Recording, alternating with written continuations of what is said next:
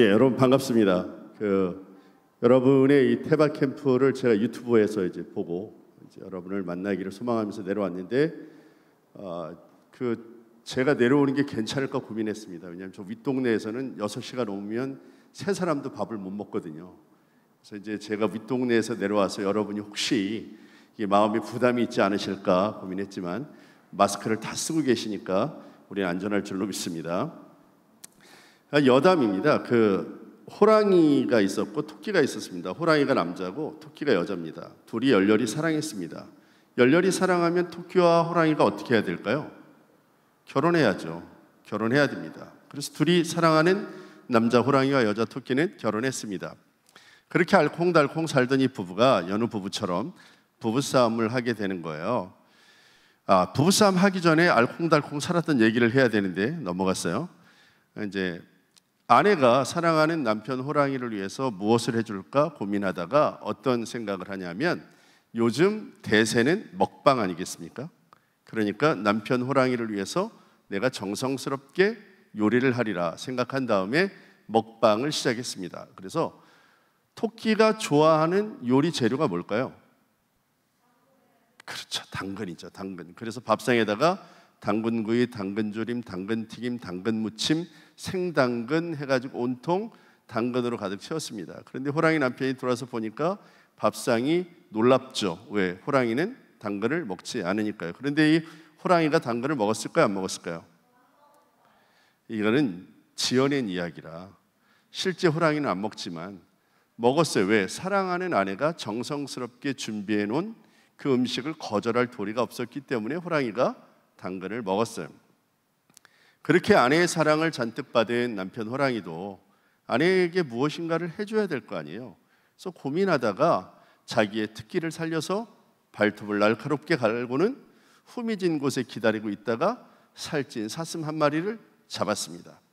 그리고 아내 토끼를 위해서 사슴을 가지고 사슴 생갈비, 사슴 양념갈비, 사슴 불고기, 사슴 육회, 사슴 스테이크 해가지고 온 밥상을 사슴으로 가득 채웠습니다.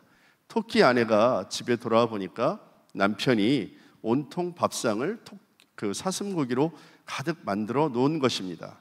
그걸 보고 토끼가 놀랬죠. 왜? 토끼는 고기를 먹지 않으니까요. 그런데 고기를 먹었을까요? 안 먹었을까요? 그렇죠. 이제는 학습이 되니까 대답을 잘 하잖아요. 예. 먹었어요. 왜 먹었을까요? 사랑하니까. 사랑하니까 먹은 거예요. 사랑하니까. 사랑하는 아내가 남편이 정성스럽게 준비해 놓은 것을 거절할 도리가 없었던 거죠. 그렇게 알콩달콩 살던 이 부부도 여느 부부처럼 소위 부부싸움이라는 걸 하게 되었다는 거예요. 그러니까 보통은 부부싸움 할 때 이제 남자들이 걸기보다는 이 성차별적 발언이 아닙니다. 저희 집을 대상으로 하는 거예요. 보통 여자들이 먼저 이렇게 시비를 거는 경우가 종종 있어요. 여러분 얘기한 제 얘기예요. 제 얘기. 그래서 아내가 먼저 남편에게 이야기합니다. 여보, 당신이 어떻게 이럴 수 있어? 내가 당신을 얼마나 사랑하고 정성을 다했는지 당신이 알잖아. 이 손가락 보여? 당신한테 당근 튀김 해주려다가 기름에 손가락 집어넣어가지고 대인 자국이 아직도 증거로 남아있어. 내가 이렇게 당신을 사랑하고 당신에게 정성을 다했는데 어떻게 당신이 나에게 이럴 수 있어 하며 남편을 쏘아붙입니다. 그런데 대체적으로 남편들은 쏘아붙임을 당할 때 되로 받으면 이제 말로 주어야 되니까, 저 얘기예요, 제 얘기. 여러분은 그런 분이 여기 한 분도 안 계시는데, 그러니까 이 호랑이 남편이 토끼 아내에게 이야기하는 거죠. 뭐라고 말하냐면, 이 사람아, 당신 말 잘했어. 옆집 호랑이 봤어? 1년에 사슴 한 마리도 못 잡아오지. 그런데 나는 매주마다 가서 사슴을 잡아오잖아. 이건 쉬운 건 줄 알아? 나도 당신을 사랑하니까 정말 애를 쓰고 한 건데 당신은 어떻게 나한테 이럴 수 있어? 하면서 이 부부가 싸웠다는 거예요. 물론 지어낸 이야기입니다. 질문이 있습니다. 이 부부가 서로 사랑하지 않았습니까? 그렇지, 사랑했어요. 이 부부는 서로에게 정성을 다하지 않았나요? 정성도 다했어요. 근데 뭐가 문제였어요? 사랑도 하고 정성도 다하면 되는 줄 알았는데, 사실 그 다음 단계가 하나 더 있는 거죠. 그게 뭐냐면 필요한 것을 주는 거예요. 필요한 것을 주는 거예요. 이 부부의 문제는 필요한 것에 집중하지 않고 자기의 사랑에 집중하고 자기의 정성에만 집중함으로 인해서 오히려 관계에 어려움을 만들어냈다는 거예요. 여러분, 우리가 자녀들을 키우고 제자들을 키울 때 혹시 이러한 실수를 반복하고 있지는 않습니까? 내가 너를 얼마나 사랑하는데, 내가 너에게 얼마나 많은 정성을 다 기울이고 있는데 라고 말하지만 실제로 이 아이들에게 무엇이 필요한지는 깊게 생각하지 않고 우리가 원하는 방식대로 우리가 원하는 목표를 향해서 달려가다가 아이들이 곁길로 나갈 때 그것을 참지 못하는 우리의 모습, 분노하는 우리의 모습, 무엇이 잘못됐는가 고민하는 우리의 모습이 있지 않았는가 돌아보자는 거예요. 여러분, 커피 쿠폰 한번 보내보신 적 있으세요? 카톡이나 이런 거로 커피 쿠폰을 보내잖아요. 누군가에게 커피 2잔을 보내야 된다면 질문, 여러분은 커피 2잔을 한 번에 보내십니까? 커피 한 잔씩 2번에 나누어서 보내십니까? 보통은 커피 2잔을 한 번에 보냅니다. 그런데 받는 사람 입장에서 생각해 보면 사실은 커피 2잔을 한 번에 보내는 것보다 한 잔짜리 커피를 2번 보내는 것이 좋습니다. 이유는 다 아시죠? 예. 갑자기 분위기가 이러면 제가 당황스러워지거든요. 예.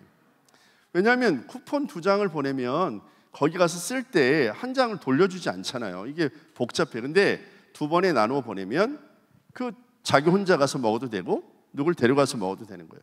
우리가 사역을 할 때 복음이라고 하는 분명한 명제가 있고 이 아름다운 것인데 이것을 전하는 것에 있어서 우리가 혹시 2장을 한꺼번에 보내는 방식으로 하는 건 아닌지를 한번 돌아볼 필요가 있다 하는 거예요. 우리의 사역에 있어서 우리가 태박 캠프를 하면서 여러분 다음 세대 사역을 한다 하는 말들이 우리 안에서 굉장히 회자되고 이 다음 세대라고 하는 말이 마치 정설인 것처럼 얘기하는 우리의 그 모습들이 있어요. 근데 여러분, 저는 다음 세대라는 말에 대한 질문을 가지고 있어요. 다음 세대라는 말에 대한 질문. 다음이라는 말은, 다음 세대라는 말은 영어로 하면은 next generation이잖아요. present generation이 아니, 지금 세대가 아니라 next generation이에요. 이게 무슨 말이냐면 얘네들은 지금은 크게 쓰임 받거나 지금은 얘네들이 나설 때가 아닌 거예요. 그렇죠? 얘네들은 언제 나서야 돼요? 아마 여러분이 은퇴하거나 여러분이 천국 가 있거나 아니면 여러분이 늙었거나 뭐가 됐을 때 얘네들이 그때 나타나는 거라고 생각해서 우리가 교회 안에서도 이 사역을 얘기하면서 다음 세대 사역이라는 말을 너무 공공연하게 사용하고 있잖아요. 이거 저는 다음 세대라는 말에 공감은 하지만 내용에 있어서 우리가 좀 정확히 할 필요가 있다는 거예요. 정말 얘네들이 다음 세대 맞냐고요.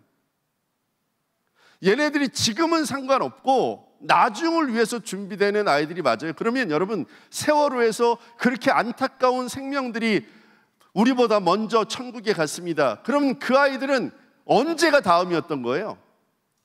하나님 은혜 안에서 이 땅에 태어난 사람들 중에 다음인 사람이 있어요? 우리가 오는 건 순서가 있게 올 수 있을지 모르지만 가는 거는 순서가 없다고 분명히 알고 있다면 진짜 이 아이들이 우리의 다음 세대가 맞아요? 여러분, 결론적으로 말하면 이 아이들은 우리의 다음 세대가 아니라 지금 우리와 함께 살아가고 있는 우리의 동시대 세대 아이들인 거예요. 단지 이 아이들은 나이가 작고 경험이 작고 이 아이들이 가용할 수 있는, 운영할 수 있는 능력이 우리보다 적은 것뿐이에요. 그 개념 정리가 명확히 돼야만 이 사역에 대한 새로운 도전이 가능할 수 있는 거예요. 다음이라고 생각하니까 교회가 건축하려고 하면 교육부 예산 팍팍 깎죠. 왜? 다음이니까. 너넨 다음에 해도 되잖아. 여러분, 우리 조상들은요, 아무리 배가 고파도 보릿고개를 넘어가도 종자씨는 먹지 않았거든요. 근데 교회는요, 무슨 건축을 한다, 무슨 긴축 재정을 한다 하면 아주 그냥 단골 메뉴로 장로님들이 교육부 예산 삭감하는 것을 무슨 마치 통관 의례처럼 생각하고 있단 말이에요. 어떻게 교육부 예산을 줄일 수 있어요? 다른 거는 다 줄여도 애들 키우는 예산은 줄이면 안 되죠. 그런데 그런 것들을 다 하고 우리 교회는 다음 세대를 세우고 있다라고 하는 말이 사실은 안 맞는 말일 수 있는 거예요. 여러분, 성경에서 한번 보자고요. 오병이어의 기적이 있었습니다. 12바구니가 차고도 넘치게 남았습니다. 그때 보리떡 5개와 물고기 2마리를 예수님께 갖다 드렸던 사람이 어른이었어요? 어린이였어요? 어린이였습니다. 거기 수많은 어른들이 있었잖아요. 그들도 도시락 가지고 왔을 거 아니에요. 그런데 왜 이들은 도시락을 예수님께 가져다 드리지 않고 그 어린아이 하나가 예수님께 도시락을 가져다 드렸냐? 이유는 잘 모르겠지만 분명한 사실은 예수님이 오병이어의 기적을 일으키시는 그 순간에 예수님에게 그 역할을 감당했던 사람은 어른이 아니라 어린이였다는 거예요. 근데 왜 어린이가 다음 세대예요? 얼마든지 지금도 예수님에 의해서 붙들림 받고 예수님에 의해서 사용되고 예수님의 기적의 현장의 주인공으로 역사할 수 있는 존재들이 이 아이들이지. 왜 다음 세대예요? 왜 다음 세대예요? 엘라 골짜기라고 있었습니다. 다윗과 골리앗이 마주쳤습니다. 골리앗이라고 있는 아주 부담스러운 이 장군이 나와가지고는 이방인이 하나님의 이름을 욕합니다. 모욕합니다. 이스라엘 군대를 모욕합니다. 그렇게 이스라엘 군대를 모욕하고 하나님을 모욕하는 그 엘라 골짜기에 쩌렁쩌렁하게 골리앗의 소리가 울려 퍼지는데, 나와라, 붙자, 누구든지 이기는 사람이 나머지를 다 차지하는 거로 하자고 그렇게 하나님의 이름을 모욕하고 이스라엘 군대를 모욕하고 있는데, 거기에 이스라엘의 군인들이 있었고 장군들이 있었고 수많은 군사들이 있었는데 아무도 골리앗과 싸우러 나가지 않았습니다. 수많은 어른들 중에 아무도 골리앗과 나가서 싸우겠다고 나간 사람이 없었어요. 왜요? 이렇게 죽는 건 개죽음이야. 이렇게 죽는 건 옳지 않은 거야. 하나님의 이름은 나중에 회복해도 돼. 내가 살아야 되잖아. 이런 마음이 그들에게 있었는지 모르겠습니다. 아무도 안 나갔습니다. 그때 아버지의 심부름으로 전장에 나온 어린 다윗이 그 모습을 보고 마음에 하나님의 이름을 모욕당하는 것에 대해서 참을 수 없는 마음이 그 마음에 생겼습니다. 그리고 나서 사울에게 가서 이야기하지 않습니다. 내가 나가서 싸우겠습니다. 그러니까 사울이 자기의 갑옷을 입혀왔지만 갑옷이 맞지 않았습니다. 다윗은 손에 물맷돌 5개를 가지고 골리앗을 가서 향해서 너는 칼과 창으로 나오지만 나는 만군의 여호와의 이름을 가지고 나간다고 골리앗과 맞닥뜨리는 장면을 상상해 보셨습니까? 그때 다윗이 물맷돌을 휙휙 돌려가지고 골리앗을 향해서 쏘아붙입니다. 그 돌멩이가 골리앗의 이마에 정확히 떨어지게 되고 골리앗은 그거에 그대로 쓰러져 버리게 되고 다윗이 달려가서 칼을 빼 그의 목을 뱉지 않습니까? 하나님의 이름을 모욕을 하고 이스라엘 군대를 모욕하고 그런 현장에 왜 어른들은 가만히 있었냐고요. 그때 다윗이 어른이었습니까? 청소년이었습니다. 이런데도 아이들이 다음 세대입니까? 우리가 떨고 우리의 처자식, 우리의 가지고 있는 모든 재산 때문에 부들부들 떨어서 하나님의 이름 모욕당하고 있는 그곳에 나가지 못하고 있는 그 상황에서도 어린 다윗은 나가서 하나님의 이름을 모욕하는 그를 처단하겠다고 나간 그 친구가 다음 세대가 맞습니까? 우리의 개념 정리를 다시 해야 되는 거예요. 여러분, 이 아이들은 다음 세대라고 불려질 수 있어요, 연령적으로. 그러나 영적으로 보면 이 아이들은 그저 다음을 기다려야 되는 세대가 아니라 지금 이 순간에도 하나님의 능력에 의해서 우리보다 더 크게 하나님의 역사에 쓰임받는 종으로 쓸 수 있다는 사실을 기억해야 된다는 거예요. 할렐루야. 테바 캠프, 여러분, 그 모세가 광주리에 그냥 흘러간 거예요. 흘러갔어요. 그래서 바로의 공주 앞에 떨어졌잖아요. 그런데 여러분, 그 공주가 이 뚜껑을 열어봤을 때 히브리 사람이라는 거 알았어요, 몰랐어요? 알았어요. 그런데 히브리 사람들은 어떻게 하라 그랬는데, 왕이, 애들은 다 죽이라 그랬거든요. 공주가, 왕의 명령이 떨어졌는데도 불구하고 그 뚜껑을 열었더니 갈대상자 안에 히브리 아이가 있었는데 그 아이를 죽였어요, 살렸어요? 살렸어요.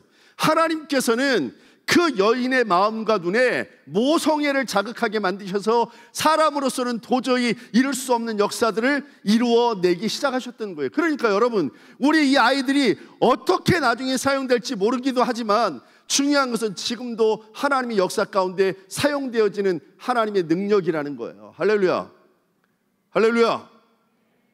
이것이 명확히 회복되어야만 우리 교회가 다음 세대 사역을 한다고 하는 개념 정리가 바르게 되는 거예요. 다음 세대를 어떻게 하시겠다는 거예요? 저는 항상 뭐든지 개념 정리가 중요한 거거든요. 제가 어젠가 그젠가 그 동성애에 대한 거를 배웠어요. 동성애. 여러분, 동성애라는 말이 이게 잘못된 말인 거예요. 동성애. 여러분, 제가 어하나 목사님을 사랑할 수 있어요. 그렇죠? 나는 남자고 목사님도 남자예요. 그러면 동성애가 맞죠? 맞잖아요. 그러니까 아이들한테 헷갈리는 개념이 되는 거예요. 동성애가 아니죠. 거기서 말하는 거는 동성끼리 하는 성행위를 얘기하는 거예요.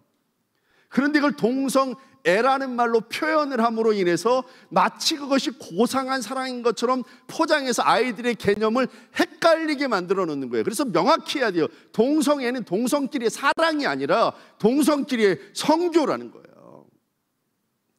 개념이 얼마나 중요한지 몰라요. 이 개념 정리가 안 되면 우리의 방향도 흐트러지기 때문에 개념을 명확히 할 필요가 있다는 거예요. 우리 교회는 다음 세대 사역을 합니다. 다음 세대 무슨 사역을 하세요?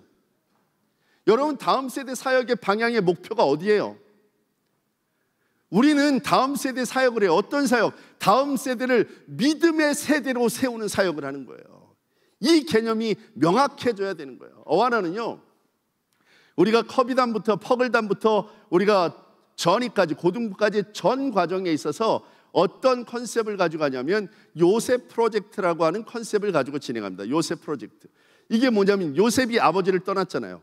아버지를 떠나고 종살이를 하게 되고 누명을 쓰고 종살이에서 얼마나 하나님을 섬겼는데, 이가 종에서 신분이 다시 아버지께로 돌아오는 게 아니라 유혹을 거절했더니 결과가 뭐예요? 종에서 신분이 죄수로 바뀐 거예요. 이런 난감한 상황이 어디 있어요? 하나님, 이럴 수가 있어요?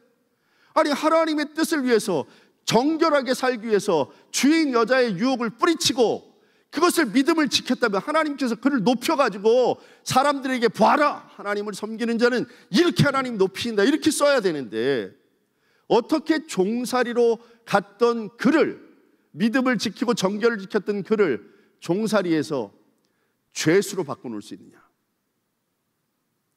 놀라운 사실은요, 우리의 하나님을 향한 그런 질문과 상관없이 요셉은요, 그가 종살이를 하고 있었던, 그가 죄수의 신분이었던, 나중에 그가 총리 대신이 되었을 때에도 한 번도 하나님을 떠난 적이 없었습니다.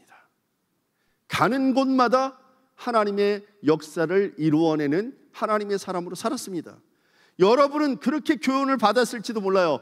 여러분, 자 보십시오. 요셉을 보십시오. 어떤 고난이 와도 믿음을 지키고 잘 있으면 하나님께서 총리 대신을 만들어 주십니다 라고 하는 것에 여러분의 방점을 찍을지 모르지만, 제가 읽은 성경은 그 요셉 이야기의 핵심은 요셉이 총리 대신이 됐다는 게 아닙니다.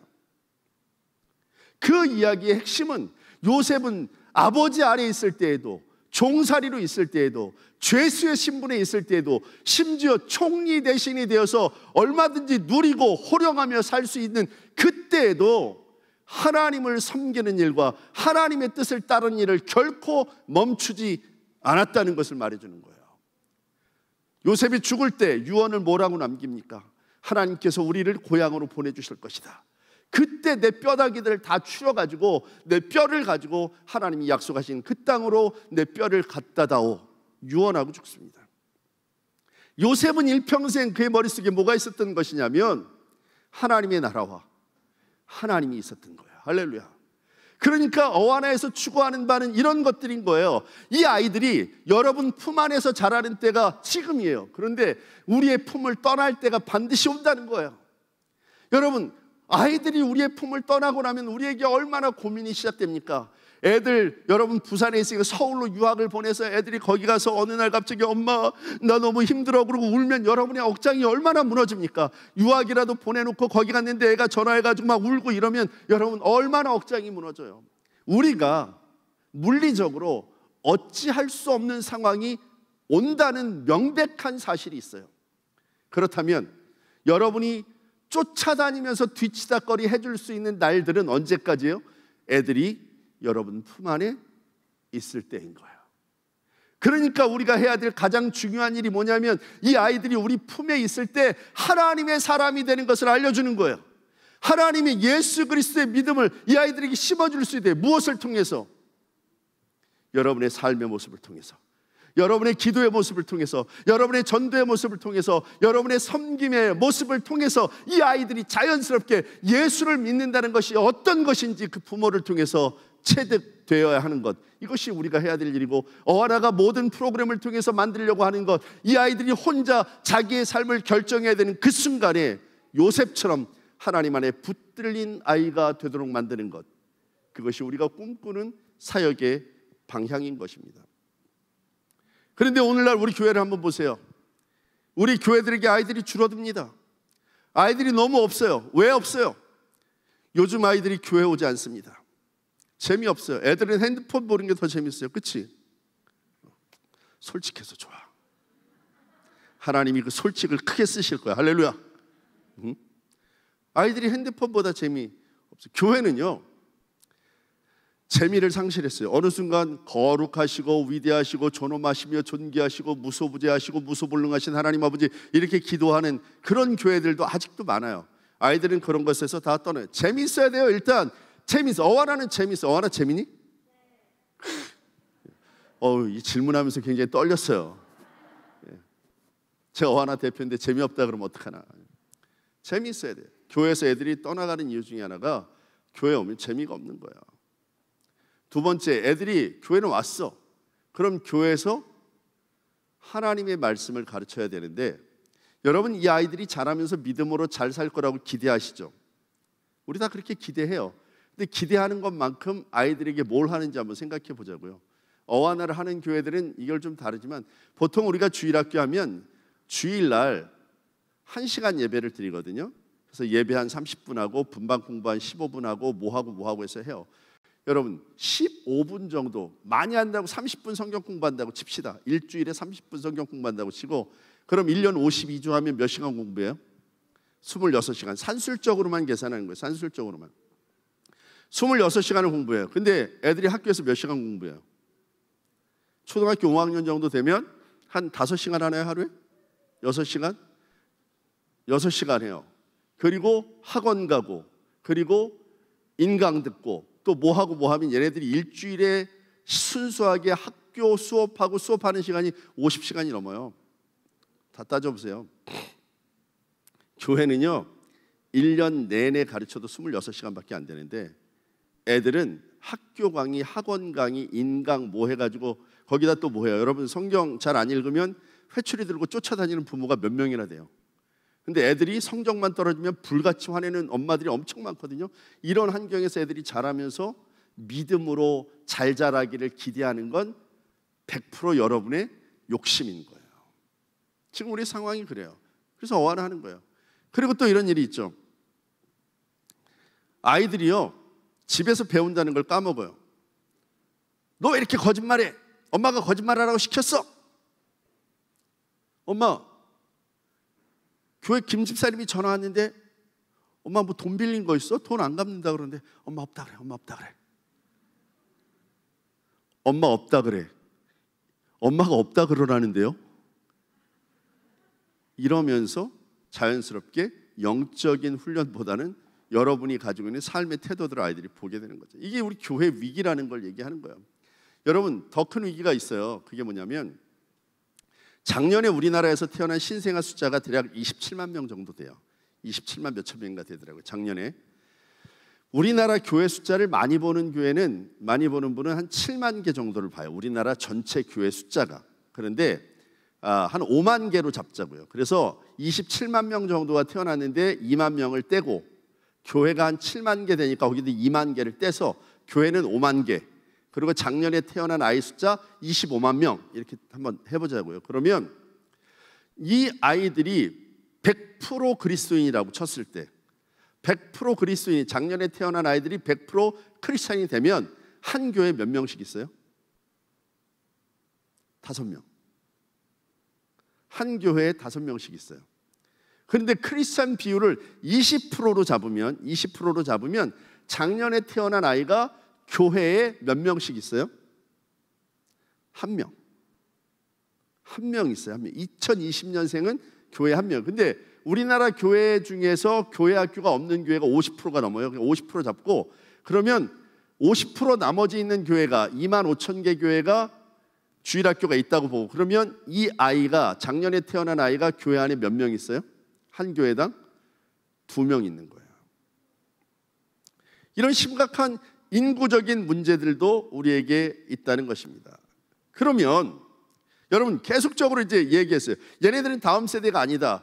그리고 우리의 이런 교회 위기가 있다. 그래서 이 아이들을 요셉으로 키우기 위해서, 그럼 어하나는 뭘 하느냐? 우리가 어하나 부흥회잖아요. 제가 어하나 대표고, 그래서 오늘 여러분하고 나누었던 디모데후서 2장 15절 말씀을 통해서 바울이 영적인 믿음의 아들 디모데에게 유언처럼 남긴 옥중서신이거든요. 그 옥중서신에서 바울이 디모데에게 말한 이 내용을 가지고 우리는 어떻게 요셉으로 이 아들을 키울까, 어떻게 이 아이들이 우리의 손을 떠났을 때 그 아이들이 어떻게 하면 하나님의 손에 붙들림 받아서 하나님께는 영광을 돌리고 사람들을 섬기고 그 복음을 전하는 주님의 일꾼으로 살 수 있을까, 그 내용들을 오늘 말씀을 통해서 여러분과 함께 살펴보고자 하는 것입니다. 첫 번째는요, 여러분 한번 디모데후서 2장 15절 말씀을 읽어볼까요? 시작. 너는 진리의 말씀을 옳게 분별하며 부끄러울 것이 없는 일꾼으로 인정된 자로 자신을 하나님 앞에 드리기를 힘쓰라. 할렐루야. 자신을 하나님 앞에 드리기를 힘쓰라. 바울이 디모데에게 권면한 첫 번째 어와나라고 하는 이 이름은요, 바로 이 디모데후서 2장 15절 말씀에서 나온 구절이에요. 어와나라는 말의 뜻은 부끄러울 것이 없는 일꾼으로 인정된 자라고 하는 영어식 표현인데요, approved workman are not ashamed 에서 AWANA 앞자를 따서 한글식 발음으로 어와나라고 부르는 거지, 이 실제적인 내용은 디모데후서 2장 15절 말씀에 부끄러울 것이 없는 일꾼으로 인정된 자라고 하는 뜻을 가지고 있습니다. 그러면 어와나는 어떻게 이 아이들을 요셉처럼 키울까? 이 디모데에게 남긴 바울의 말을 통해서 함께 보는 거예요. 첫 번째는 인정된 일꾼은요, 하나님의 말씀에 집중한다는 거예요. 진리의 말씀에 집중해요. 여러분, 진리의 말씀을 왜 집중해야 됩니까? 로마서 10장 17절 말씀이 이렇게 기록하고 있어요. 믿음은 들음에서 나고 들음은 그리스도의 말씀을 말미암는다고 말하고 있습니다. 여러분, 우리 아이들에게 무엇보다 믿음을 전수시켜줘야 되지 않겠습니까? 이 아이들이 예수 그리스도는 나의 구세주여 주님이고 예수님의 십자가 사건은 나의 사건이고 예수님의 부활은 나의 부활입니다라는 고백을 이 아이들 입으로 할 수 있게 만들어주려면 가장 중요한 게 하나님의 말씀이, 복음이 이 아이들에게 들어가야 되는 거예요. 그래서 로마서 10장 17절 말씀에 믿음은 들음에서 나고 들음은 그리스도의 말씀을 말미암는다고 말하고 있는 거예요. 그렇기 때문에 하나님의 말씀이 이 아이들에게 지속적으로 들려지면 이 아이들이 예수 그리스도를 개인의 구세주와 주님으로 영접할 수 있는 기회를 얻을 수 있는 것입니다. 할렐루야. 왜 그렇습니까? 왜 말씀을 들으면 애들이 예수 그리스도를 믿게 되어집니까? 요한복음 1장 1절 말씀에 뭐라고 기록하고 있어요? 태초에 말씀이 계시니라. 이 말씀이 하나님과 함께 계셨으니 이 말씀이 곧 하나님이시라. 이 말씀이 곧 하나님이시라. 그 하나님이 매일매일 이 아이들을 찾아가고 이 아이들의 가슴에 들어가고 이 말씀을 통해서 이 아이들이 영성을 깨우고 성령이 그와 함께해서 이 아이가 그 살아있는 말씀을 통해서 예수를 개인의 구세주라 주님으로 영접하게 되어지는 놀라운 역사가 일어나게 되는 거예요. 그렇기 때문에 하나님의 말씀을 집중적으로 아이들에게 가르쳐야 되는 거예요. 이 아이들 학원 보내는 시간 중요합니다. 중요하지 않은 것 아닙니다. 그러나 학원 시간보다도 더 중요한 것이 하나님의 말씀을 공부하는 것입니다. 그렇기 때문에 이 아이들이 하나님의 말씀을 배우러 교회로 나와야 돼요. 태박 캠프에 보내야 되고 주일학교에 보내야 되고 어하나에 보내야 되고 모든 캠프에 다 보내야 되는 거예요. 왜? 언제 이 아이들이 그 하나님의 말씀으로 인해서 자기의 인생을 바꾸어낼지 여러분 아무도 알지 못하지 않습니까? 여러분 중에 많은 분들이 수련회 가서 예수님을 개인의 구세주와 주님으로 영접하고 고백한 사람들 있지 않습니까? 어느 순간 친구 손에 붙들려 교회 왔다가 그날 목사님이 전하는 말씀 때문에 가슴에 찔리고 예수를 개인의 구세주와 주님으로 영접한 사람들 여기 있지 않습니까? 그렇다면 이 아이들이 하나님의 말씀에 지속적으로 노출되도록 만드는 일이 우리가 해야 되는 일이에요. 우리는 아이들을 변화시킬 능력이 1도 없는 사람들입니다. 우리는 사람을 전도할 능력이 1도 없는 사람이에요. 그저 우리는 증인이에요. 증언하는 거예요. 그러면 성령의 역사가 그의 마음을 바꾸는 것입니다. 할렐루야. 그러니까 우리가 해야 될 일이 뭐예요? 하나님의 말씀을 이 아이들에게 전하는 거예요. 이 아이들이 생명보다 귀한 것이 뭐가 있겠습니까? 저는요, 아버님이 돌아가셨는데요, 아버님이 돌아가시니까 굉장히 슬펐어요. 너무 당연한 얘기를 아무렇지도 않게 하죠. 저는 나이가 들어서 아버님이 돌아가시면 좀 덜 슬플 줄 알았어요. 친구들 중에 부모님이 안 계신 애들 어릴 때부터 보면 마음이 스스로 짠했어요. 왠지 모르게 걔네들을 보면 뭔가 좀 없는 것 같고 미안하기도 하고 짠했어요. 근데 나는 나이가 들어서 부모님이 돌아가시면 별로 슬프지 않을 거라고 생각을 했어요. 근데 제가 결혼을 했고 애도 낳고 어른이 돼서 어하나 이제 일도 하고 있는데 아버님이 돌아가셨어요. 그런데 그 아버님이 돌아가신 슬픔이 굉장히 밀려오는데 이 참 주체를 못하게 돼요. 아버님하고 저하고 뭐 그렇게 친한 사이는 아니었거든요. 아버님이 무슨 뭐 살가우신 분이라서 뭐 우리 아들 왔냐 이런 스타일은 아니셨어요. 그런데도 불구하고 아버님 돌아가시니까 너무 마음이 슬픈 거예요. 사람들이 조문 왔지요. 꽃도 보내주고 부조도 해주고 와서 힘내시라고 얘기도 했어요. 근데 그게 너무 고마웠어요. 고맙기는 했는데 그분들의 위로가 아버님을 잃어버린 슬픔을 대신해 주진 않더라고요. 고마운 거는 그냥 고마운 거고 슬픈 거는 그냥 슬픈 거더라고요. 그렇게 장례를 치르는데 이제 아버님 이제 영안실에 내려가서 아버님 시신을 꺼내고 마지막 수의를 입혀드리는 그런 시간이 되었어요. 그 시간에 이제 우리 오남매인데 어머니와 함께 오남매가 그 밑에 그 아버님 시신이 있는 곳에 내려가서 아버님 시신을 꺼내니까 얼마나 복받쳐 오르는지 이게 우리 아버지 마지막 모습이다라고 생각하니까 얼마나 슬프든지 그냥 우리 어머니로부터 시작해서 우리 오남매가 거기서 그냥 대성통곡을 해서 아버지 아버지 그러면서 엉엉 울었어요. 한참을 울었습니다. 그런데 어머님이 갑자기 찬송을 시작하신 거예요. 하늘 가는 밝은 길이 내 앞에 있으니 슬픈 일을 많이 보고 늘 고생하여도 하늘 영광 밝음이 얻은 그늘 해치니 그 다음 뭐죠? 예수 공로 의지하여 항상 빛을 보도다. 3절 들어갔어요. 내가 천성 바라보고 가까이 왔으니 아버지의 영광 집에 나쉬고 싶도다. 나는 부족하여도 영접하실 터이니 영광 나라 계신 임금 우리 구주 예수라. 온 가족이 슬픔이 엄습했던 그때 어머님의 찬송과 우리 오남매가 어머니의 찬송을 따라하면서 하나님께 찬송을 드리는데 그 수많은 사람들이 와서 위로해 주어도 전혀 위로가 되지 않았던 우리의 슬픈 마음이 그 찬송 하나 부르는 순간에 우리 아버지 천국 가셨지, 예수 믿은 우리 아버지 천국 가셨지, 이게 너무 분명하게 마음의 평안으로 다가오면서 나도 이제 얼마 지나지 않으면 천국 갈 텐데 우리 아버지 거기서 만나겠지 하는 마음이 생기면서 얼마나 큰 위로와 소망이 생겼는지 모릅니다. 여러분, 저는 그때 알았어요. 예수 믿고 천국 가는 건 예수 믿고 천국 가는 그 사람만 좋은 게 아니라 남겨진 유족에게도 얼마나 위로와 소망이 되는 줄 모르는 것입니다. 그렇기 때문에 우리가 이 땅 가운데 누려야 될 것 있다면 천국의 소망을 갖는 것입니다. 우리가 유산으로 남겨주어야 될 것이 있다면 천국을 물려주는 일이 되어야 될 줄로 믿습니다. 그것이 가능한 방법, 그것이 아이들에게 하나님의 말씀을 나누어 주는 것입니다. 여러분, 하나님의 말씀은요, 이 아이들에게 날마다 가르쳐줘야 되는데요, 이 복음이 여러분 우리가 가지고 있는 착각 중에 하나가 뭐냐면 애들이 교회를 몇 년 다니면 믿음이 저절로 좋아지는 줄 알아요. 그래서 대학 가고 교회 나와. 쪽팔리게 아빠가 지금 장로인데 대학을 이런 데 가가지고 내가 어디 면목 얼굴이나 들고 다니겠어?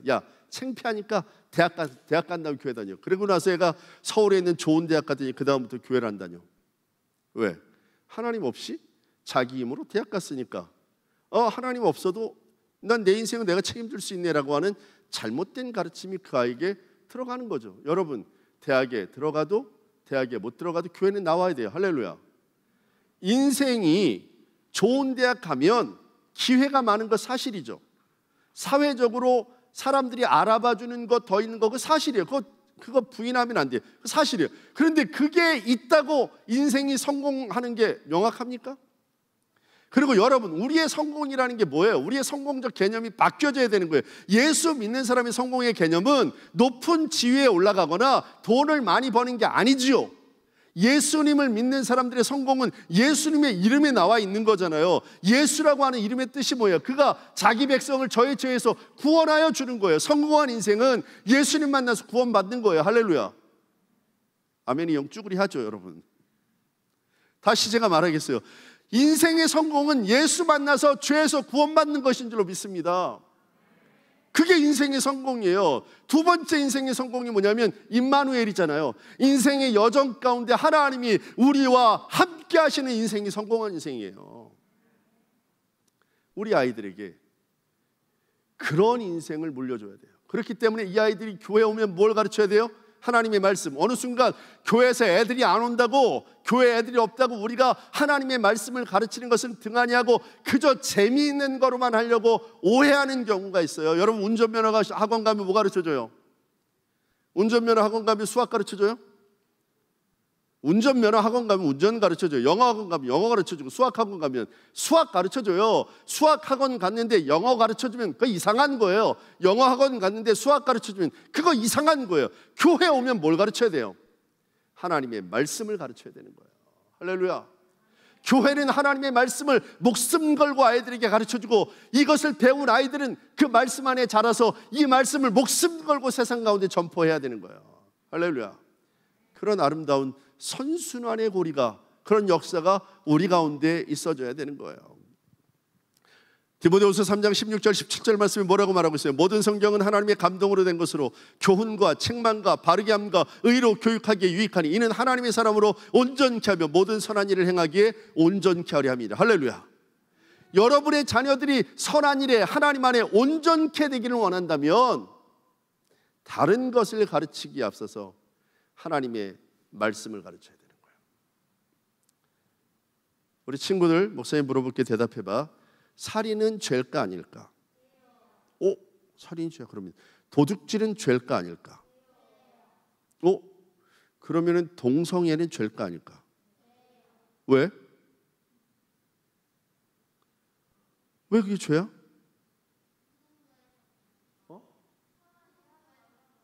초등부에서 그렇게 가르쳤어? 초등부가 굉장히 좋은 데네. 동성애는 다른 사람들은 성소수자인데, 그 약자들인데 다른 사람들한테 피해 주는 것도 아니고, 도둑질은 피해를 주는 거고 살인하는 것도 피해를 주는 거잖아요. 그건 분명히 죄인데, 아니 동성애는 내가 피해를 주는 게 아니라 내가 좋아하는 사람하고 사귀는 건데 그게 왜 죄야?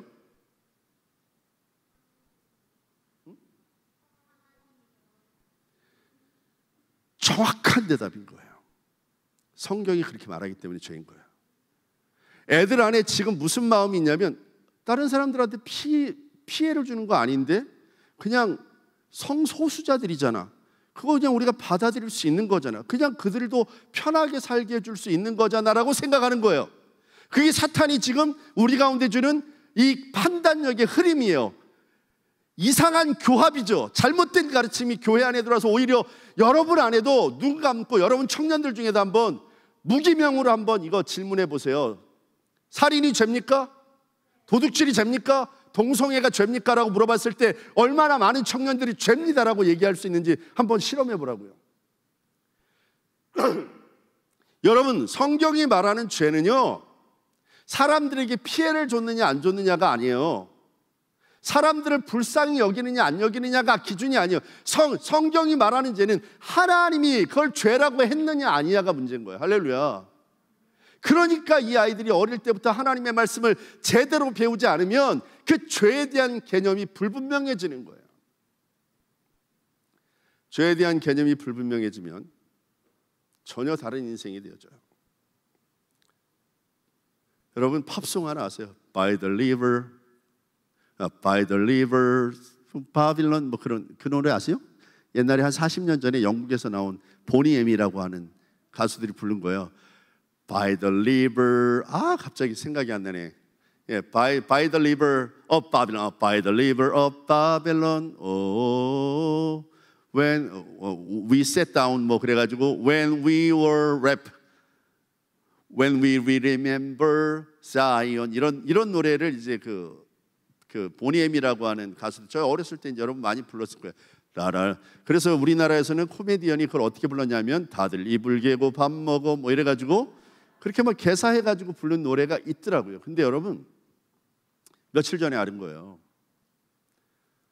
By the rivers of Babylon, 바빌론 강가에 앉아, 강가에서 we all sat down, 우리 다 앉아 있었어. 그리고 우리는 we are wept, 우리 울었어. 시온을 생각하면서 이스라엘이 멸망하고 바벨론을 끌려갔을 때 바벨론 강가 이스라엘 백성들이 거기에 있었어요.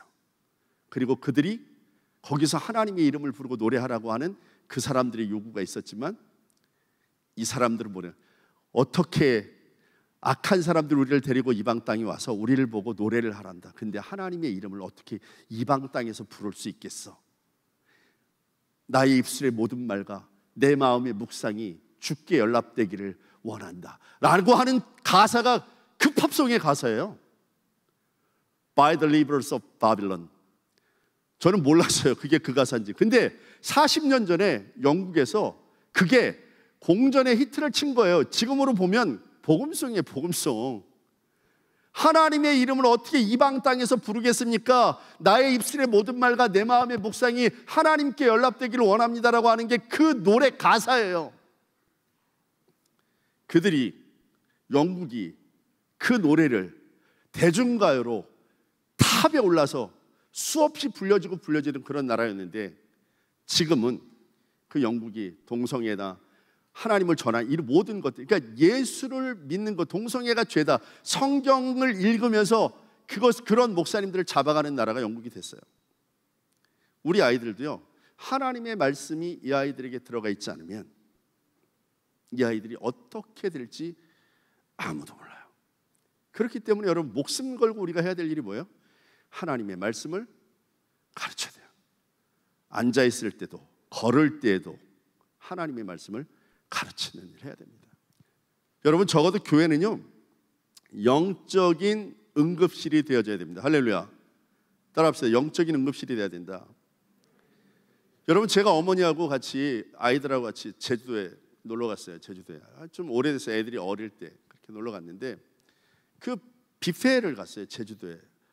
근데 왜 뷔페를 갔냐면 어머니가 좋아하시는 음식, 우리 아이들이 좋아하는 음식, 제가 좋아하는 음식이 다 다르잖아요. 그러니까 이걸 한 번에 해결할 수 있는 방법은 뷔페밖에 없는 거죠. 그래서 뷔페를 가서 밥을 먹는데 이 못된 뷔페가 애들이 좋아하는 게 피자인데 피자 코너에는 피자를 떨어지면 갖다 놓는 게 아니라 떨어지고 나면 한참 있다가 갖다 놓는 거예요. 애들은 막 피자를 먹고 싶어 하는데, 근데 저희 어머니 노모께서 밥을 먹다가 화장실을 가시는 거예요. 화장실을 가던 중에 갑자기 뭘 발견하냐면 피자가 한 판 나와 있는 거죠. 피자가 한 판 나와 있는 걸 딱 보는 순간 어머니 마음에 무슨 마음이 생겼겠어요? 이거 우리 손주들 먹여야 되겠다, 이 생각이 들어서 기쁜 마음으로 접시를 가지고 피자 몇 조각을 떼서 기분 좋게 딱 돌아서서 걸어오는데 물에 쫙 미끄러지신 거죠. 아이고, 그거를 보는데 제 마음이 얼마나 안 좋겠어요. 어머니 그거 뭐하라, 그냥 화장실 그냥 가시지 그걸 왜 가져와서, 그냥 애들이 갖다 먹어도 되는데. 그래서 어머니한테 막 그냥 화를 못 낸 아들이죠. 어머니 얼마나 없어 이래야 되는데 어머님이 그렇게 아프신 거예요. 그리고 이제 우리가 밥을 먹고 이제 마음이 너무 불편한 마음에 어머니 뭐 괜찮으시냐고 숙소로 돌아왔어요. 근데 어머님이 안 괜찮으신 거예요. 안 되겠다 해가지고 숙소에서 내비게이션을 찾아가지고 근처에 있는 병원을 갔어요. 밤에 병원을 갔는데 그 병원이 문을 닫았어요. 큰 병원인데 응급실이 없어요. 그 병원에. 너무 놀래가지고 다시 쳤더니 제주대학병원이 있더라고요. 그래서 제주대학병원으로 어머니를 모시고 가서 거기 응급실로 넣어드리고, 그래서 어머니가 치료를 받고 뭐 통증하는 약도 좀 받고 그러고 왔어요. 여러분, 저한테 제주대학병원 말고 먼저 찾아갔던 병원은 병원이 아니에요. 왜? 우리 어머니 아파서 막 너무 끙끙거리는데 찾아갔더니 거기서 아무런 조치를 못 해주는 거예요. 병원도 응급실이 있는 병원이 있고 응급실이 없는 병원이 있어요. 옛날에 저 어렸을 때는 연탄가스 맞는 게 일반이었어요. 그런 일 많았어요. 그러면 동치미 국물을 마시든지 김치 국물을 마시든지 해야 되죠. 그리고 우리가 그래도 해결이 안 되면 어떻게 돼요? 앰뷸런스를 타고 병원에 가야 돼요. 어떻게? 산소통이 있는 병원으로 가야 돼요. 아무 병원으로 가면 안 돼요. 교회가 응급실 기능을 놓치면 안 되는 거예요. 교회가 늘 산소통이 준비되어 있는 병원 같은 곳이 되어줘야 되는 거예요. 항상 아이들에게 말씀이 전해지고 그 말씀을 통해서 아이들이 하나님의 자녀로 거듭나고 바뀌어지는 역사들이 있어야 될 줄로 믿습니다. 하나님의 말씀은요, 생명을 살리는 능력이 있다니까요. 하나님의 말씀은 인생의 좌표를 결정해줘요. 하나님의 말씀은 이 아이들이 어떤 상황에서도 하나님이 나와 함께 하신다는 사실을 느끼게 해준다고요. 그래서 절대로 방종하여 다른 데로 떠나지 않고 요셉처럼 하나님 뜻 안에 붙들려서 위기의 상황이든 최악의 상황이든 높은 지위에 있는 상황이든 예수 그리스도를 구세주와 주님으로 영접뿐 아니라 다른 사람을 섬기는 일에 하나님의 일꾼으로 쓰이게 되는 거예요. 할렐루야. 그리고 하나님의 말씀에 집중해요. 두 번째, 바울이 디모데에게 권면한 말씀이 뭐냐면, 내가 진리 말씀을 옳게 분별하며 부끄러울 것이 없는 인정된 자, 부끄러울 것이, 여러분 우리는 먼저 하나님께 부끄러울 것이 없는 사람이 되어야 될 줄로 믿습니다. 할렐루야. 아멘이 영 그렇죠? 예, 다시 한번 하겠습니다. 우리 하나님께 인정받는 자가 되어야 될 줄로 믿습니다. 여러분, 하나님께 인정받는 자는 어떤 자예요? 이사야서 43장 21절 말씀에 보면 이 백성은 내가 나를 위하여 지었나니 나의 찬송을 부르게 하려 함이라. 하나님께 인정받는 사람이 하나님을 예배하는 사람이에요. 따라합시다. 하나님께 인정받는 사람은 하나님을 예배하는 사람이다. 너무 당연해요. 하나님의 이름을 높이는 사람이에요. 하나님의 이름을 높이는 사람. 저는 아주 부끄러운 고백이 있어요.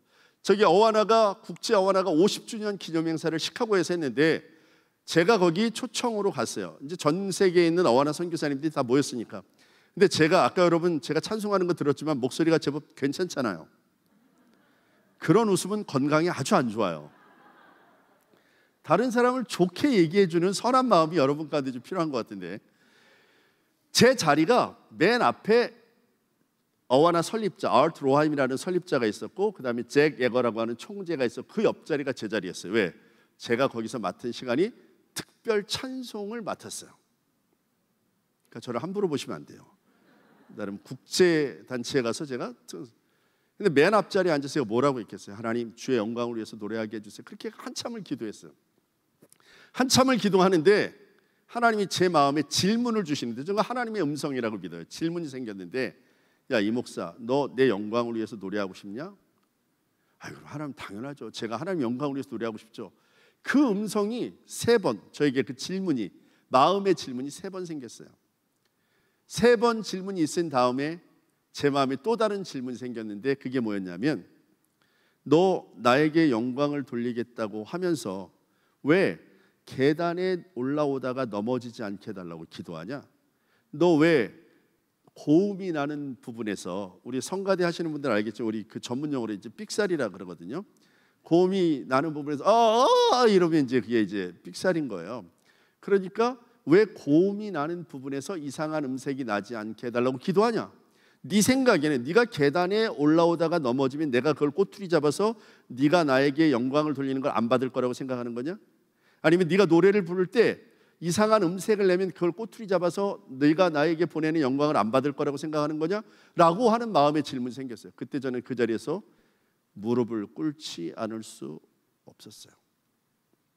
왜냐하면 제가 말로는 하나님께 영광을 돌리겠다고 해놓고서는 제 마음 깊은 곳에는 뭐가 있었냐면, 거기 전 세계에서 모여있는 3,000명이 넘는 사람이 위튼 메모리얼 처치에 모여있는데, 제가 나가서 찬양할 때, 야, 한국에서 온 저 이종국 목사 노래 진짜 잘하네, 이 소리를 듣고 싶은 제 욕심은 저 밑에다 감춰놓고서는 포장지를 하나님께 영광이라는 것을 덮어버린, 마치 회칠한 무덤처럼 속에는 썩어질 송장이 있는데 겉은 그냥 허옇게 포장해놓은 그 모습을 하나님이 저에게 보게 하셨던 거예요. 그 자리에서 무릎을 꿇고 다시 기도했어요. 하나님, 괜찮습니다. 계단에 올라가다 넘어져도 괜찮습니다. 노래를 하다가 이상한 음색이 나와도 괜찮습니다. 여기 앉아있는 모든 사람들이 선물로 받은 그 손전등, 그걸 제 이마 속으로 다 집어던져서 제 이마가 맞아서 피가 철철 흘려도 괜찮습니다. 하나님만 영광을 받으신다면 전 다 괜찮습니다. 그러고 올라가서 찬양을 했었어요. 제 일평생 그때처럼 하나님의 임재를 느끼며 찬양했던 적이 없었습니다. 하나님을 예배하는 자는 자기의 욕망을 감춰놓고 하나님의 이름으로 포장하는 사람이 아니라 전심과 전력으로 하나님께만 영광을 돌리는 그러한 사람입니다. 우리는 그러한 존재가 되어야 되고, 어와나는 주일학교는 그런 존재들을 키우기 위해서 모여 있는 것입니다. 두 번째로 생각해 볼 것은 하나님께 인정받을 뿐 아니라 사람에게 인정받는 거예요. 사람에게 인정받는 거예요. 여러분, 싸울 때 제일 무서운 사람이 어떤 사람이냐면 너 죽고 나 죽자고 덤비는 사람이에요. 근데 얄미운 사람은 너만 죽어라 나 살겠다고 도망가는 사람이에요. 그런데 사회는 뭘 가르쳐요? 윈윈, 너도 살고 나도 살자는 거예요. 예수 믿는 사람이 세 가지 중에 뭘 선택해야 돼요? 눈치를 챈 분은 아직 하나가 덜 나왔다는 것을 알 수 있죠. 암시적으로 뭐가 남았냐면 나 죽이고 너 살아라요. 예수 믿는 사람은 너 죽고 나 죽자도 아니고 너만 죽어라 나 살겠다도 아니고 너도 살고 나도 살자는 게 아니에요. 예수 믿는 사람은 그 다음 게 있는데 그게 뭐냐면 나 죽고 네가 살아라예요. 예수님이 십자가에서 자기를 죽이고 우리를 얻었던 것처럼 예수 그리스도의 제자된 우리를 기꺼이 희생해서 다른 사람을 살리는 일로 나아가는 것이 주님이 우리에게 원하는 것이고, 그래서 친구를 위하여 목숨을 버리면 이에서 더 큰 사랑이 없다고 주님이 우리에게 말씀하고 계시는 거예요. 세상은 네가 중요해, 네가 살아야 되라고 말하지만 예수 믿는 우리는 네가 살아. 얼마 전에 무슨 차트를 달리는 남자인가 이상민하고 누가 나와서 하는 그 프로 있잖아요, TV에. 지나가다 채널 돌리다가 하나를 봤어요. 봤는데 조그만 여자애 하나랑 조그만 남자야. 7살인지 하여튼 여자애는 더 어리고. 근데 이 두 남매가 노는데 개가 한 마리가 온 거예요. 불독이 개가 한 마리가 왔어요. 개가 한 마리가 왔는데 자꾸만 이 개가 자기 여동생을 물으려고 하는 거예요. 그래서 이 남자애가 오빠가 그 개 앞에 자꾸 막아서는 거예요. 오지 말라고. 그렇게 막는데 여동생은 도망을 갔는데 결국은 그 개가 이 아이를 물었어요. 그래서 몇십 바늘 여기를 꼬맸어요. 얼굴을. 그 개 주인이 와가지고 개를 끌어가고 얘는 수술실로 가서 수술을 했는데 그 잘생긴 얼굴이 완전히 망가져 버렸죠. 그러니까 캡틴 아메리카에 출연한 사람 누가 이 소식이 알려지면서 다 방패도 갖다 주고 네가 영웅이다 이렇게 됐어요. 근데 그 아빠가 너무 궁금한 거예요. 미안하고, 아들아 너도 무서웠을 텐데 왜 도망가지 않고 왜 네가 거기서 개에게 물렸어? 무슨 특별한 이유가 있어라고 엄마 아빠가 물어본 거예요. 그랬더니 이 꼬마가 뭐라고 대답했냐면, 엄마, 만약에 둘 중에 하나가 개에 물려서 죽어야 된다면 그건 제가 해야 된다고 생각했어요. 둘 중에 하나가 개에 물려서 죽어야 된다면 그런 건 제가 돼야 될 거라고 생각했어요. 사람 사이에 우리가 해야 될 일이 그런 일인 거예요. 예수님처럼 돌아가시지 않아도 되는데 누가 죽어야 된다면 내가 죽겠다 하신 것처럼 사람들 사이에서 우리가 죽는 일들 주님이 기대하시는 거예요. 그게 제자고 우리 아이들을 그렇게 키워내야 되는 거죠. 여러분, 교회 안에서 많은 사람들이 상처를 받습니다. 교회 안에서 많은 사람들이 신앙생활하면서 교회뿐만 아니라 밖에서 그래요. 네가 그럴 줄 몰랐어. 네가 그럴 줄 몰랐어. 이 사람들은요, 용서는 하는데 절대 잊지는 않거든요. 하나님은 우리가 고백하면 용서도 해주시고 잊으시는데 사람들은 절대로 용서는 했다 그러고 평생 죽을 때까지 잊지는 않아요. 그러면서 사람들 마음에 뭐가 있냐면 내가 너를 얼마나 믿었는데, 우리의 대부분의 상처가 어디서 와요? 사람들 관계에서 여러분이 받는 상처가 어디에 근거해서 옵니까? 100% 믿음의 근거에서 옵니다. 네가 그럴 줄 몰랐어. 목사님이 어떻게 그러세요? 장로님이 어떻게 그러세요? 당신이 어떻게 그럴 수 있어? 야 아들아 딸아, 니네들이 어떻게 엄마한테 이럴 수 있냐? 남편, 아내요, 어떻게 당신이 나한테 이럴 수 있어? 왜 그렇게 얘기가 돼요? 어떻게 그럴 수 있냐라는 말은 내가 너를 어떻게 믿었는지가 전제예요. 내가 너를 어떻게 기대했는데, 어떻게 믿었는데. 여러분, 성경 어디에 사람을 믿으라는 말이 있어요? 성경 어디에 사람을 믿으라는 말이 있어요? 성경에서 믿음을 이야기할 때 대상은 오직 하나밖에 없어요. 삼위일체 하나님밖에 없는 거예요. 성경이 사람들 관계에서 말할 때 한 가지만 얘기해요. 그게 뭐예요? 사랑이에요. 사랑. 사람은 믿는 게 아니에요. 사람은 사랑하는 거예요. 그러니까 네가 나를 어떻게 그럴 수 있어가 아니라 그럴 수 있어로 대답할 수 있는 게 예수 믿는 사람이 살아야 될 방식인 거예요. 옆 사람 한번 쳐다보세요. 이렇게 얘기해 주세요. 나 너 안 믿어. 민망하죠. 이게 어렵잖아요. 근데 여러분, 서로 믿지 마세요. 그러나 목숨 걸고 서로 사랑하세요. 옆 사람 다시 쳐다보세요. 너는 내가 목숨 걸고 사랑해. 얘기해 주세요. 그것도 못 하시겠어요? 할렐루야. 그렇기 때문에 여러분, 우리는 하나님을 예배하고 하나님의 이름을 높이고 사람들을 위해서 기꺼이 살아내는 일들, 그것이 우리 어와나를 통해서, 주일학교를 통해서 해야 돼요. 마지막으로 바울은 내가 진리말에서 옳게 분별하며 부끄러울 것이 없는 일꾼으로 인정되어 자신을 하나님 앞에 드리기를 힘쓰라고 말하고 있어요. 마지막으로 우리가 해야 될 것은 드릴 줄 아는 사람이 되어야 된다는 거예요. 드릴 줄 아는 사람. 저 신학교 다닐 때요, 정말 눈물 흘리면서 신학교 1학년 때 불렀던 찬양이 푸른 바다 나선이 몸 어디든지 가오리다. 괴로우나 즐거우나 주만 따라 가오리니 죽음인들 막으리까. 죽음인들 막으리까 맞나요? 그렇게 불렀어요. 그리고 존귀 영광 모든 권세 주님 홀로 받으소서. 멸시천대 십자가는 제가 지고 가오리다. 이 찬양했거든요. 근데 요즘은 찬양이 바뀌었답니다. 존귀 영광 모든 권세 내가 홀로 받겠으니 멸시천대 십자가는 주가 계속 지옵소서. 어느 순간 우리의 찬송이 바뀌어버렸어요. 주님이 우리에게 기대하시는 것은 주를 위하여 우리의 인생이 사용되는 거예요. 할렐루야. 저희 어머니는요, 제가 어릴 때 기도할 때 하나님, 우리 아들이 가는 곳마다 머리가 될지언정 꼬리가 되지 않게 하시고 다른 애들은 다 안 되는 한이 있어도 우리 아이는 잘 되게 해주십시오. 그래서 우리 아이는 하나님께서 세우신 아이, 하나님이 인정하는 아이가 되게 해달라고 그렇게 기도했어요. 그러니까 그게 어떤 기도냐면, 어머니 마음이 이해가 돼요. 이해는 되는데 기도가 조금 더 성숙했었어야 되는 거예요.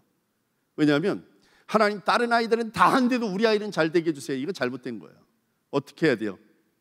하나님, 우리에게 복을 주시되 가는 곳마다 그것이 좋아지게 만들어주시고 우리 아이들을 만나는 아이들마다 주님을 만나게 하시고 우리 아이들을 하나님의 도구로 사용하여 주시사 가는 곳마다 축복의 통로가 되게 하여 주옵소서. 할렐루야. 그런 기도가 우리 자녀들의 기도가 되어야 됩니다.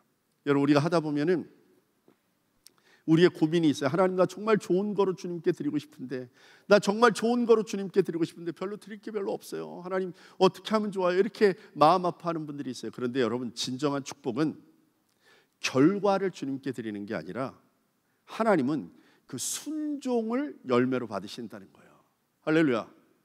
여러분이 좋은 열매를 맺으려고 애쓰지 말고 하나님의 부르심에 그대로 순종하시면 되는 거예요. 주님이 복음을 전하라 그러면 복음 전하세요. 주님이 아이들을 가르치는 일을 해라, 아이들을 가르치시면 되는 거예요. 여러분, 제네럴 셔먼호를 타고 토마스 선교사님이 대동강변을 따라 올라갔어요.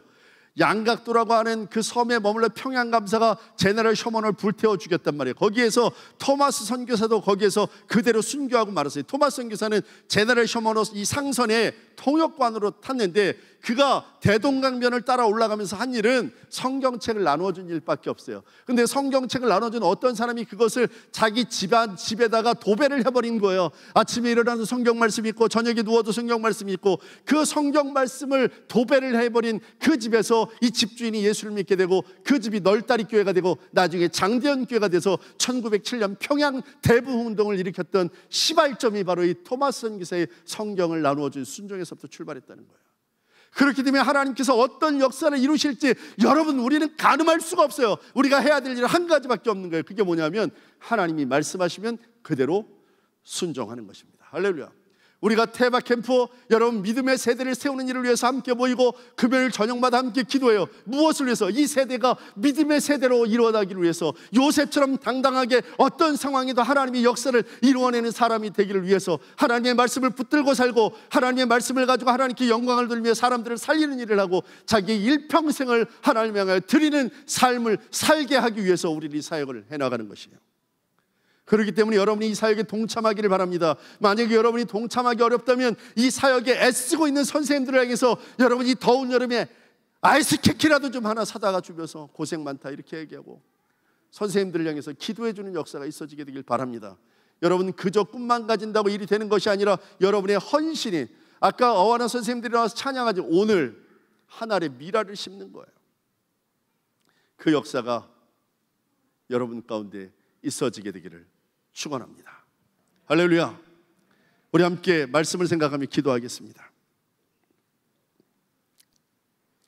여러분하고 긴 동안 우리가 믿음의 세대를 세우는 일 어떻게 해야 될지 고민했어요. 여러분 오늘 말씀을 듣는 순간 여러분 마음속에 하나님께서 주신 음성이 있습니까? 말씀을 들으면서 여러분의 마음이 찔렸던 부분이 있어요? 하나님, 내 믿음을 돌아보게 해주옵소서. 하나님, 내 믿음을 돌아보게 해주옵소서. 네 가지 기도할 거예요. 첫 번째는 말씀을 듣고 여러분 가운데 하나님 음성을 주셨다면 주님 나를 불쌍히 여겨달라고 여러분 자신을 위해서 우리 주님의 이름을 부르고 통성으로 한번 말씀을 생각하며 기도하며 나가겠습니다. 같이 기도하겠습니다. 주여